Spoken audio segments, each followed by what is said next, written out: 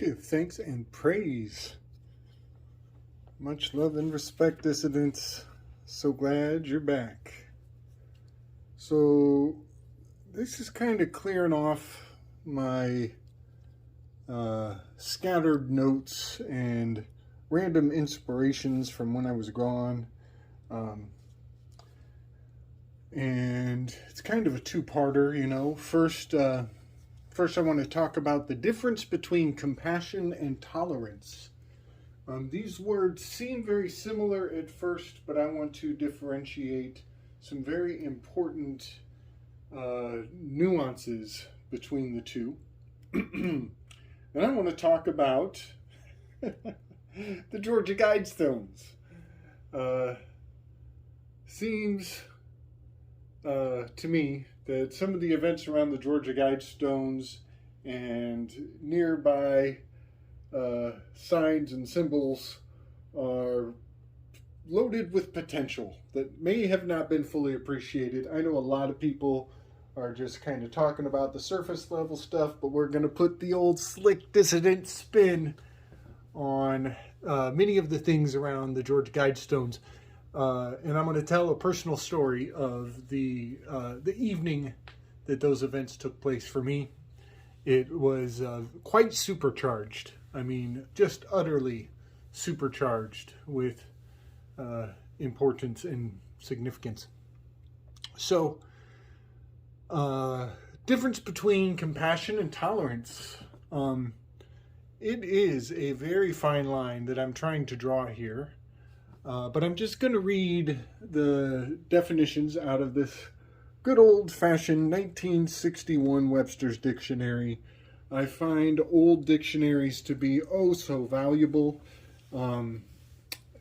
As you know, in the modern day, there is quite a burning of the books. The Kindle is quite aflame anymore.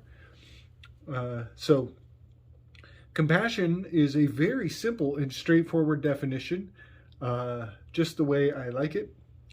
It reads, sorrow or pity excited by the distress or misfortune of another. Sympathy. Also see pity. So that is really powerful. In the world of magic and unseen elements, sympathy. Am I spelling that right? No, I think it's...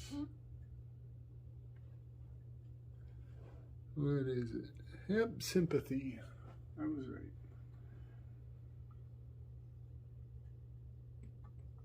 Sympathy. And I love this because it has that same path.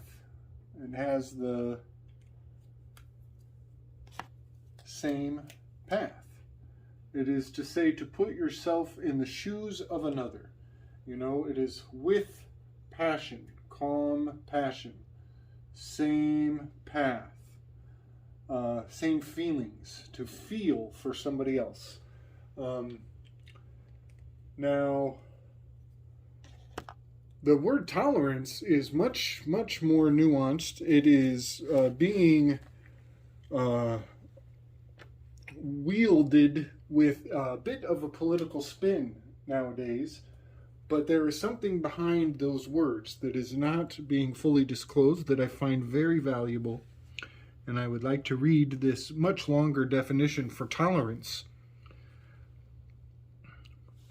Tolerance. Endurance. The act of tolerating. Quality of being tolerant.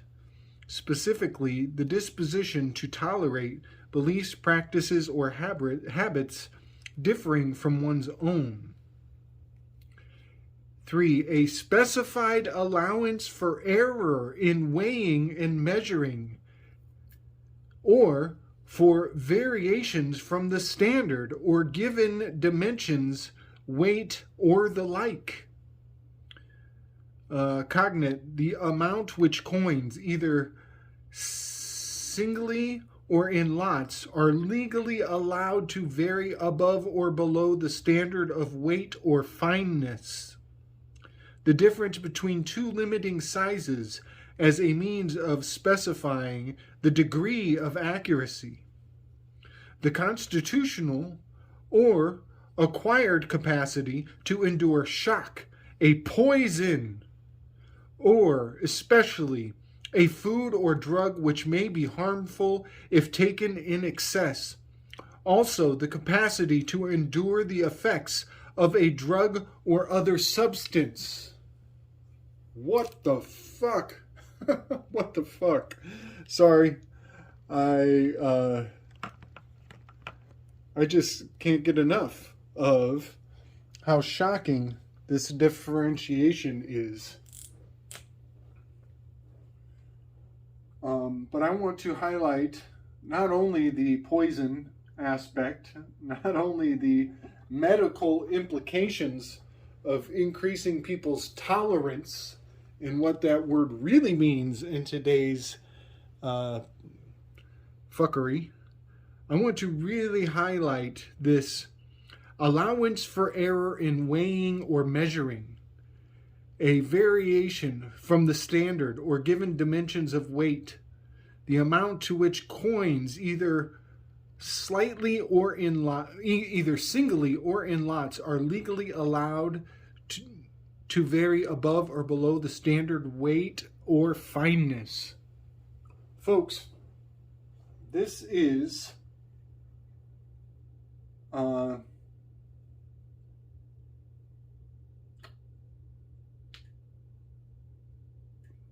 Mammon worship. Mammon is false valuation. Mammon is false valuation. Thank you for your patience as I test my recall. False valuation. This is uneven weights and measures. And it is your poison tolerance. Kind of blows my mind how this one has passion and this one has poison. That is really profound to me, that these definitions have these critical touch points. Mammon is actually a demon on the infernal spectrum. Mammon, false valuation. It's so far out. So with this in mind, I would love to maybe imply that sympathy and compassion is paramount, of the utmost worth, maybe even priceless in this day and age. And tolerance is a mind fuck. And there is a lot of value in seeking out the difference between these terms. Because at first glance, I would have been easily convinced that they were the same thing. But to look even closer, it is just very telling that the Mind's Dream media is not using the word compassion anymore. They are using the word tolerance. There is a program afoot. I think we all know that already. I'm not telling anyone anything they didn't know, but I do believe that this false valuation is a very important aspect, as is the poison that is intrinsic to the word tolerance. So just wanted to get that out on the Slick Dissident database.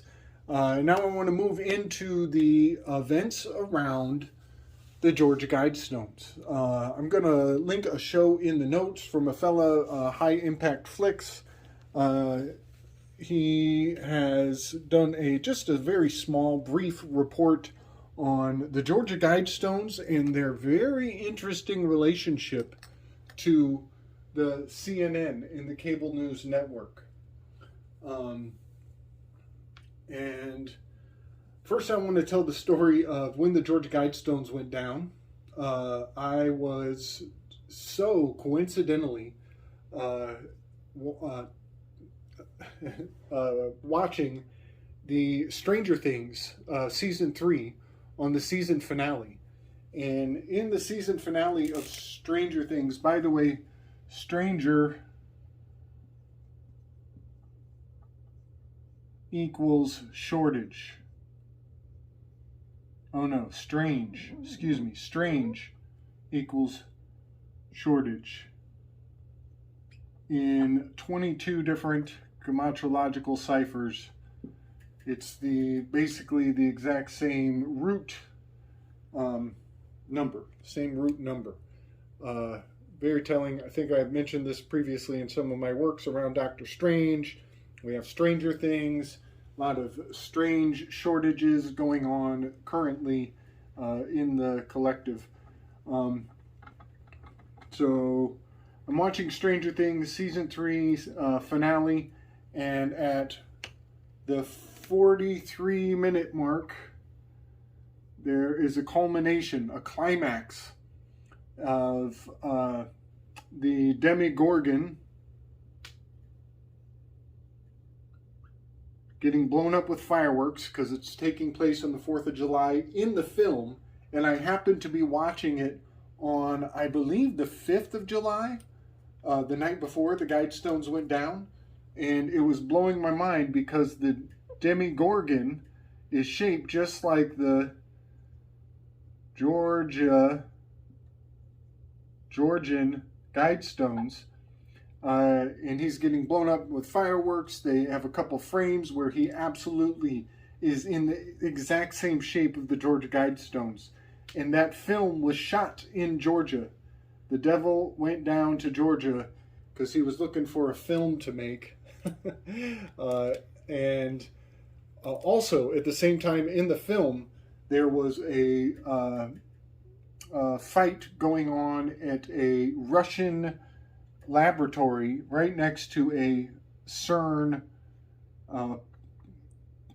portal device that looked just like the Hadron Collider in Switzerland.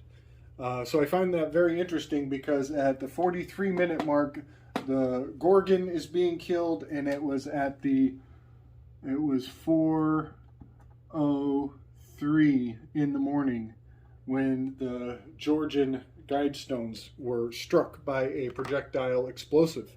It was just blowing my mind how parallel my experience was the night before the Georgia Guidestones went down. So High Impact Flicks, he did a very interesting little report on the relationship of that location, which is 34 degrees north and 82 degrees west. And he reported that the CNN building in 1980 was established 71 days after the Georgia Guidestones went up. That blew my cap. That told me that I need to get in there and do a little something with what's going on there. So, first of all, I will point out that 1 is the ox in Hebrew, Aleph. 9 is the serpent, snake, and 80 is mouth. And that is really interesting that we have the snake mouth. Just kind of piques my interest in a very, very fun way.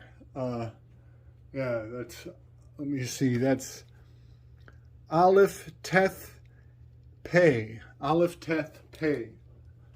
Ox, snake mouth, 1980. It's also an S. Let's see. It's also a 19 equals S and 8 equals H. That's shh. That's the sound that comes out of a snake's mouth. Shh. These guys are secret keepers for sure. One more aspect here. 34, looked it up on the periodic table. It's selenium. That doesn't mean much to me, but 82 sure means a lot to me. 82 is lead. 82 is lead. But you add the 3 and the 4, you get a 7. You add the 8 and the 2, you get a 1. turns out on this little report from High Impact Flicks, 7-1 is no coinky dink, because CNN was established 19 miles away from the Georgia Guidestones 71 days later. And I'll get to that in just a second. But I want to point out, CNN in ordinal straight gematria is a 31414. Blows my mind, because it's so close to the numerical sequence for pi. In fact, you could say it's 1/1000th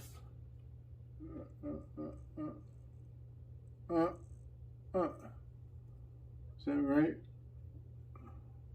1/10,000th of a decimal away from a perfect articulation of the symbol for pi, which is a tav, a symbol for completion. It's also a dolmen. So many things about tav. It's also Georgia Guidestones, you could say. So that really had my gears turning in a major way. One more thing you could say about 3-14-14 is that it adds up to a 31. That will come into play later. It makes me think of the Belphegor's prime, which is an upside down pi. Belphegor's prime looks like an upside down pi. So very fascinating. The inversion, the flipping of the pi. Belphegor's prime is 31 symbols across and has a lot of 13s, 666 worked into it. Also the inverted dolmen and the flying bird from the Voynich manuscripts. So 31 stands out with powerful significance in my mind. Now, going into Hebrew gematria, which is not my forte, I just can't help but mention that we have the Gimel Nun, which is a 3 and a 50, 2 times. You add the whole thing up and you get 103. That is the inversion of the 31. It's also the 27th prime. Lots of things around 27 for anybody who's into Kabbalah. Will know that 27 is a very valuable number or figure. That is the number of days it takes the sun to complete one rotation. 27. Also powerfully corresponded to the moon. Both moon and sun have heavy importance around the 27th. 27th prime, 103. So, coming into this number 71, 71 days after the Georgia Guidestones, they put up CNN in Atlanta, Georgia. Atlanta, Georgia is AG. Atlanta, Georgia, that's the symbol for silver. AG equals silver. 47. A whole lot going on with that. Not going to lean into heavily, but something really powerful struck my mind when I looked at the 71. I'm really getting into primes lately, prime numbers. 71 is the 20th prime, and the 20th prime makes me think of Kaf. Is number 20 in Hebrew is Kaf. So we have a sacrificial Kaf, potentially, just something to think about. But even more so, 71 in Hebrew is 70 equals ayin, which is the eye, and 1 equals the ox. Could it be that we have a bullseye? Could that be? Is that possible? I calculated 71 days out from the Georgia Guidestones being struck, and I came up with September 15th, devil card. We have a tower card, 1/6 is a 7, and we have a devil card. We also have 7 is also the Chariot, which is opposite 180 from the Devil on the zodiac. Chariot is in Cancer, and the Devil is in Capricorn. They're 180 degrees from each other. Powerful, powerful date right here. I think we might have ourselves a bullseye. I think we should keep our eyes open to events around CNN in general. Come September 15th, 71-day countdown to a paralleling of when the Guidestones went up and when something might be going down in Georgia. I want to do an anagram on this cable news network, something I've never done before, and I found quite a few really alarming things, but I'm trying to keep this light. I don't want to blacken out the sun anytime too soon for all you lovely people out there. But this one really got my hackles up, so I figured I should share it in standard slick dissident fashion. We have ourselves a lovely anagram. When I saw cable, I immediately think of the Kabbalah. I think of many, many things. I think of Abel, sacrificial first lamb, first fruit offering. Very, very powerful. Ox symbolism going on here. Ox is a general term for the castrated lead animal. The alpha, the first, the number one. So, cable news network, this is no joke. This is no joke. When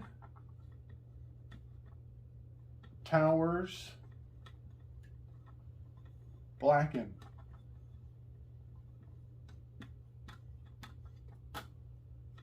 W-E-N, watch this close, T-O-W-E-R. Look at that. The word tower is hidden very powerfully inside of network. S. When towers, B-L-A-C-K-E-N.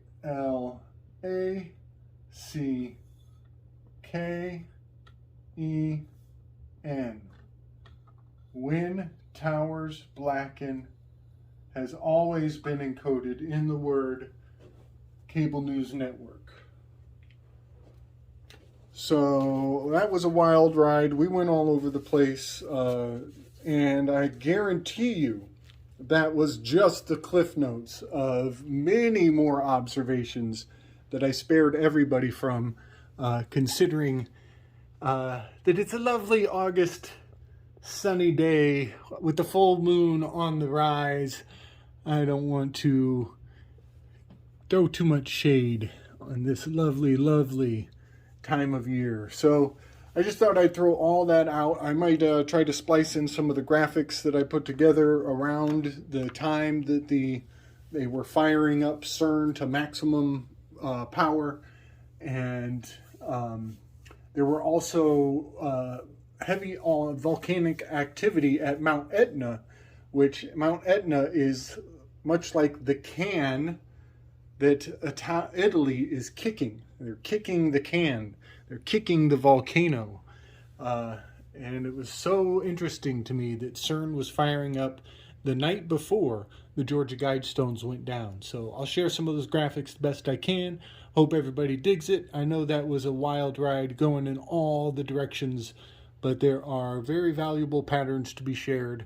And I just thought I'd bring it all forward, clear off my workspace, get moving on the next thing.